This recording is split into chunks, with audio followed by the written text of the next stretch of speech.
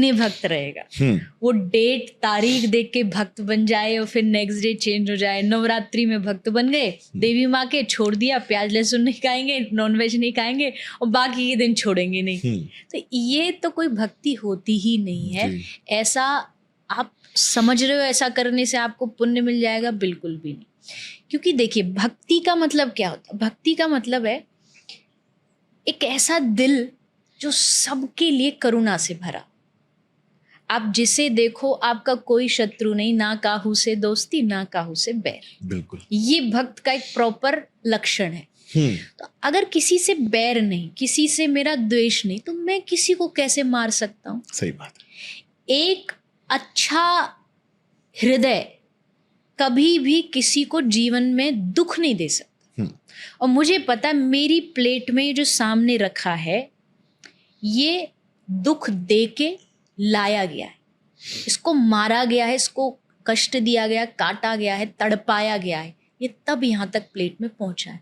तो मेरा क्या हक बनता है कि मैं उस तड़प, उसके सब दुख को इग्नोर करके और इसको अपने टेस्ट बड्स के लिए खा लूं? क्योंकि आहार जीवन में, भक्ति में, अध्यात्म में, और चलिए अध्यात्म ही छोड़ दीजिए, मैं एक ओवरऑल भी बात करूं ना, अगर एज ए ह्यूमन भी बात करूं, तो भी आपका अधिकार नहीं है कि आप दूसरे की जान को खाएं, आप दूसरे के प्राण को खा के अपना पेट भरें।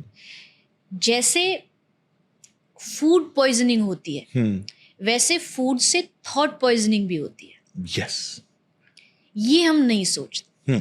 फूड पॉइजनिंग तो पता लग गया कि ये ऑयली खा लिया, मिर्ची मसाला खा लिया, पेट में डाइजेशन खराब हो गया, टेबलेट ले ली। लेकिन अब वो फूड एक आगे और प्रोसेस है, हमारे थॉट प्रोसेस को क्रिएट कर, विचारों को, वो पॉइजनिंग हो रही।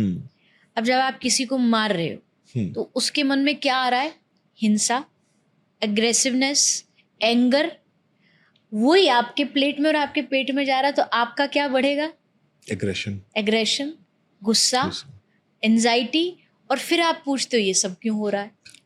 उसका कारण है आपका खान पान में बहुत सारी गंदगी है, बहुत सारा खून है, किसी की जान है। और दोनों ही चीज़ें, पहला तो एज अ मॉरलिटी भी अच्छा नहीं है।